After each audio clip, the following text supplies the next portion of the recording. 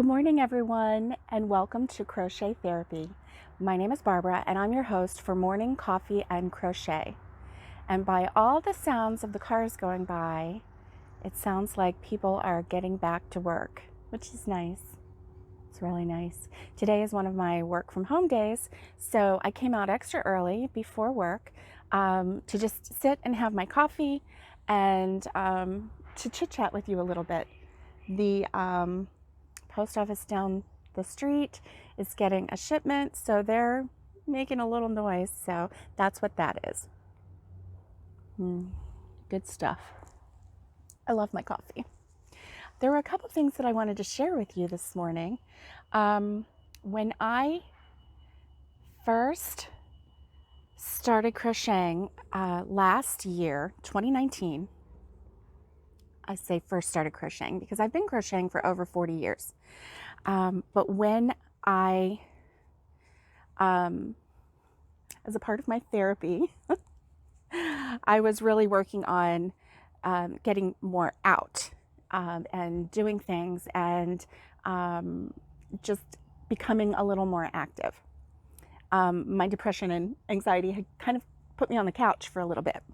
And I don't know if anybody has ever dealt with that, but if you have, you know what I'm talking about.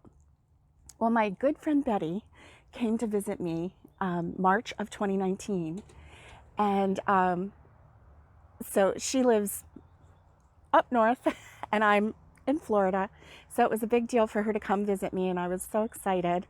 So when she came, she's a real crafty person too. And so we decided that we would just do a week of crafting, all kinds of crafts. And to be honest with you, crocheting with someone had never crossed my mind because it was something that I had always done by myself. So when she came down and I had different ideas and she brought some really great ideas, she had better ideas than I did because I was kind of stuck in a rock. I was looking on Pinterest and, trying to find some things, what to do with crafty groups and whatever. And so I was coming up with these off the wall ideas like, you get a mason jar and you paint it, and then you put the tissue paper in, the Kleenex that comes in the roll, and, hey, those were kind of cute though, let me tell you. But I was always afraid that somebody would pull that and then the glass would break. I don't think I gave one to anybody. Maybe one person. But anyway, she came down with some crochet patterns, and they were really easy. God love her. They were really easy. They were little scrubbies. She had pre-cut out mesh. She had bought a yard of mesh and cut it in 1-inch strips, tied them together and rolled them up in a ball for me. She had it all set out. And she even brought me yarn and the right hook size because she didn't know if I would have it. And very thoughtful friend. Yeah. And so we started doing that, and then that was when I realized how soothing the crochet was for me at that time. It actually gave me a reason to get up. It gave me a reason to stay up at night instead of, wanting to just fall asleep at 6 o'clock in the evening and sleeping all night and having a hard time waking up the next day, and you know what depression will do to you. And so anyway, we made those little round scrubbies. One side was crochet, one side, I gave them all away. I don't even have any to show you. I'm gonna have to make some more. So one side was the cotton yarn, and one side was the netting, and you actually used your hook and crocheted the netting. Wasn't that easy, but it was doable. And then you crocheted the 2 circles together, and here you have a nice scrubby. It was about in the round, it was about 3 rows out, so you can imagine, it was probably about 4 inches wide, and so it was perfect. And so that got me going. And so after that, then I started doing things like, oh, and I forgot to bring it. Oh, darn it. I left it in the house. Darn it. I started doing things like market bags. And so I made this market bag out of what I had. So, it's all cotton. This one's all cotton. and this is, you know, red, and you do it in the round. I really liked it that it was kind of like a bucket kind of a thing, you know. It has like a circle bottom there, you see that, and then it has the mesh sides, and then it has, you know, a nice little handle, like a bag handle. So I really liked that. I liked it a lot. And so that was when I really didn't pay attention to, you know, my materials or whatever. So I had this yarn, and oh, I just love this yarn because of the way the colors just go from one to the other. And I just really loved it. Ooh, chilly, chilly, chilly. Get that blanket back on me. And so I really loved the colors and the way they just flowed from one to the other. It kind of reminded me of a tropical island, or, you know, a summer slushy. I really like it. So anyway, these are some of the market bags that I made. And I haven't given them to anyone yet, but they are definitely gift worthy. So they may go in my Christmas stash this year. I also made, and I got this pattern from Jada in Stitches. I made some little soap cozies, soap savers. Not really sure what to call them, but they're little sacks. You can call them soap sacks, but that sounds kind of weird. So I'll call them soap savers or soap scrubbies, something like that. Anyway, you make this little sack and out of cotton, and then you do a drawstring at the top, and it's so cute. And you make it big enough, just big enough to put a bar of soap in there. And the drawstring is something that you can hang up and let it dry after you've been in the shower. So it acts as a you know, a scrubby, as a washcloth, as you know, a means to get the soap on you. I love them. And if you make one in different colors for your family, get some of those little suction cup little hooks, hook those to your shower, and, you know, hang those up. And if you've got kids, tell them, you know, which color is theirs, and there you go. No excuse not to have. And then also, you know, these little kids, they don't have a clue. Some adults too don't have a clue how much soap to use, and they just keep pumping and pumping and pumping, and then by the time the week is out, the whole big bottle is gone, and they really didn't, you know, use all that much soap. They wasted it.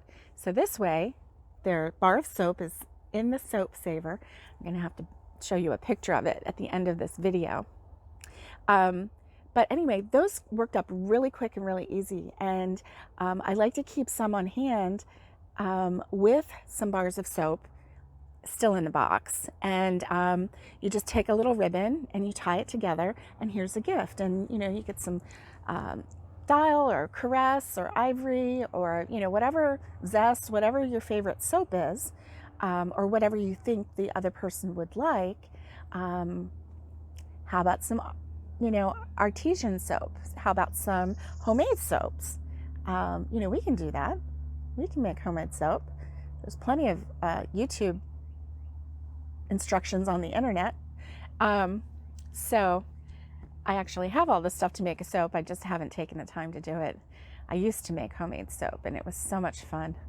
And there's something satisfactory about knowing that you're using something that you know what went into it and you made. There's just something very satisfying to that. So anyway, that, I think that is going to be my next goal, because I am really struggling right now with big patterns and big projects and getting them done. And so I think that I'm going to go back to small projects that I don't have to overthink, that I can just keep the pattern in my head and just make them. And I did that when we were in Tennessee. I had one big blanket that I made for my younger son for Christmas, and I worked on that. I called that my mountain blanket, my Smoky Mountain blanket, and that was in green colors because green is his favorite color. So I had gone to Hobby Lobby and bought that yarn in Tennessee and sat on my property while, my husband worked his billy goat machine to clear some of the brush. And I sat and crocheted Christmas. So that was fun. And, but I also made washcloths, and I found the waffle stitch. I had never done that before. It took me, I got it the first time, but I made a mistake on the first one, on one of the squares. I forgot to do something. So that one stayed with me, but all the rest, they were really, really fun and really easy. And I enjoy that stitch. It's just so cute looking. I love that when you hand it to someone, it looks like a waffle. I love that. I made them in colors that I knew the recipients would enjoy. So that was fun. I liked doing that because I didn't have to think about it. And the blanket that I made, I didn't have to think about it because I did a really easy stitch, and I variegated the colors. So it looks, really pretty. It's a pretty blanket, but it was a simple repetitive stitch so that, it wasn't, something that I didn't have to keep consulting, a pattern for. I could just sit, in my car in between things that my husband was doing. And then when we got back to the cabin at night, we would put a log in the fire and I would just sit in front of the fire and crochet. And it was very, very relaxing.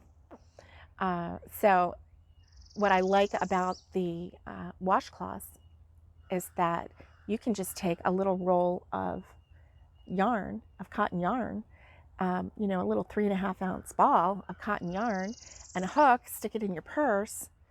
Surely we have enough room for that in our purse. If we don't, we need to get rid of something, make room for that yarn, right? And we can do that anywhere. So anywhere you get stuck, sitting in a doctor's office, sitting in, the DMV, waiting anywhere, the dentist's office, anywhere, waiting for your oil to get changed. Oh my gosh, sometimes that takes forever. You need something to distract you, to keep your mind active, and to be productive at the same time, and relaxing. It's not like you're trying to find busy work. It's very relaxing. So, you're crocheting and the guy's over there going, it's going to be another 30 minutes for your oil change. And you're like, no problem. It's okay. When I'm sitting here just crocheting, it's not a problem. Not a problem. So anyway, it still is cool out here. I really love the way it feels. And little Rosie is out in the yard just sitting straight up, like looking at something. I don't know what she's staring at, but she's pretty intent. And our yard is just now getting all these little tiny yellow dandelions coming up. We leave the dandelions to feed the bees. So hope you get some good food, bees. So I have a question for you. I want to know, what is the one thing that you miss the most during this pandemic? Like, I'm talking about the whole time. And maybe you've been working like 24/7. Maybe you are, one of the essential workers, and you have been working 24/7. Or maybe you are one that, has been, stuck at home, trying to be productive, trying to have, a normal life during this whole thing. But what is the one thing that you miss? The one thing. Like if they said today, it is 100% clear we've eradicated this virus, there's no chance of spreading it, no one else will get sick, we can go back to our normal lives, what is the first thing that you would do? Or that you would want to do? Maybe we wouldn't be able to do it the first thing, but what is the first thing that you would want to do?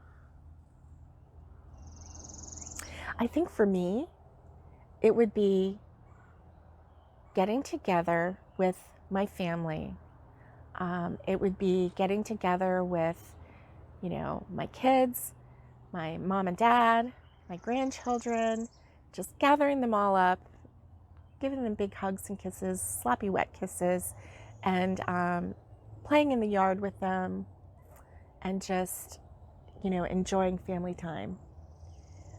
That includes getting together with my sweet sister-in-law and her husband, Tim, who's also sweet. But it would be getting together with them. We used to like to do, Saturday nights, and about once or twice a month we would get together on a Saturday night, and it always turned into a late night because, we would watch a movie, or we would have food, or most of the time we did both.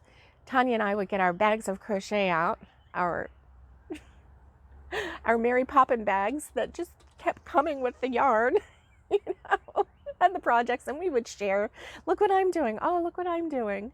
And, and then we would sit and find something to crochet. We would all find something, on the television to watch, whether it was a movie or, if we were all in the middle of binge watching a show, we would find that episode, and we would, watch the episodes together. Tanya and I would still sit and crochet and watch the episode, and the two guys would conk out on the couch. They would be asleep within, a half hour or so.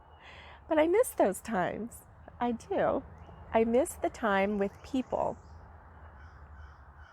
So that's what I miss the most. What is it that you miss the most? Is it being able to go out in public and shop? Is it being able to go out and, eat in a restaurant? Is it socializing with friends, having family get-togethers? What is it that you miss the most?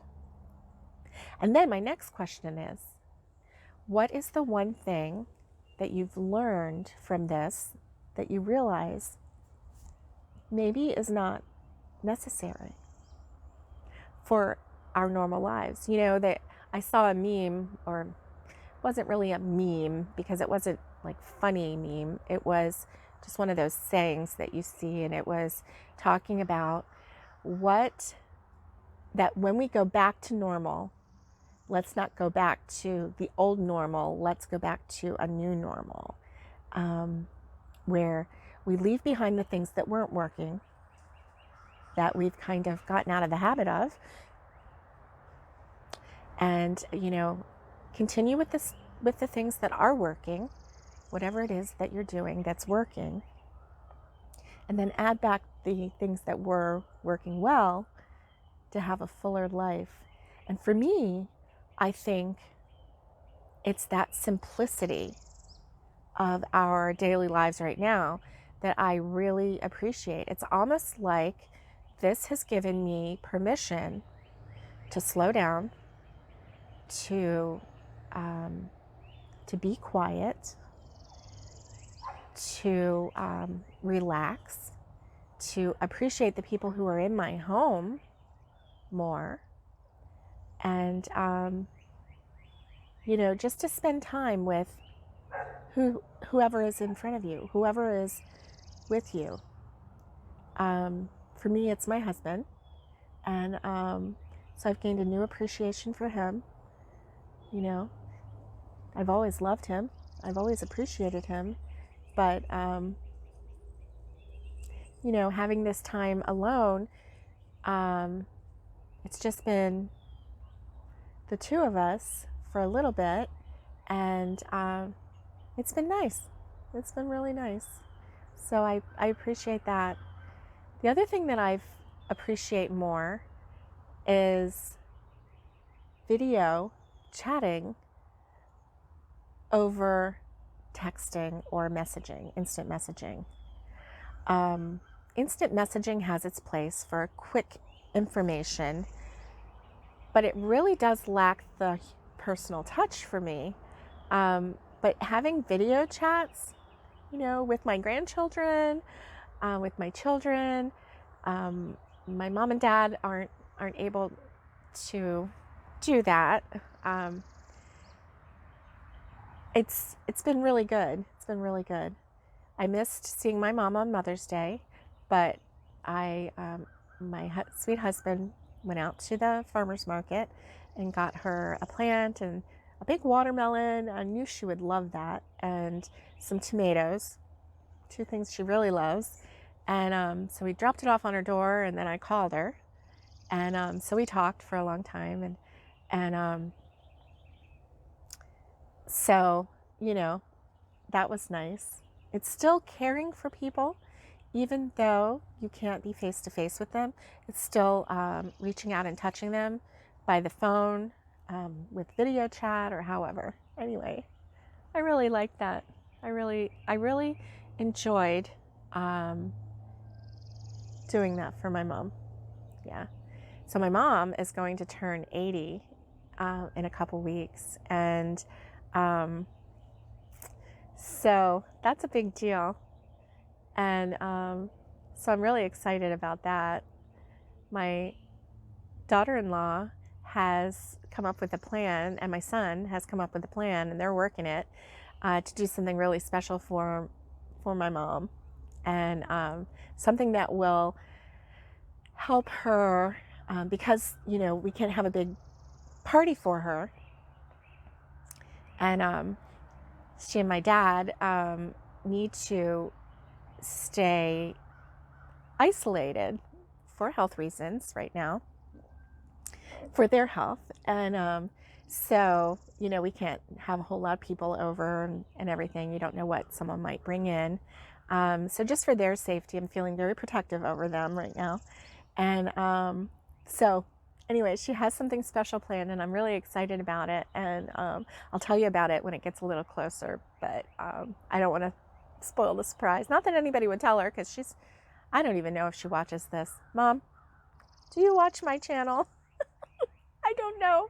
Anyway, if she does, or if my dad does, I am not telling this secret, but it's really going to be fun. And I'm excited. They're going to video her reaction, so I'm excited to see that. So it's this way that we can still stay connected, that we can still reach out to people, and I really do like that. Anyway, all right, my peeps, I have got to go. I have to go get ready for work, and working from home today. So I've got to go set up the computer and get that all going. So I hope that you have a great day. I hope that you get to connect with someone today. Give them a call. You know, calling is kind of outdated, and I don't know what that's all about. I love hearing people's voices and whatnot, you know.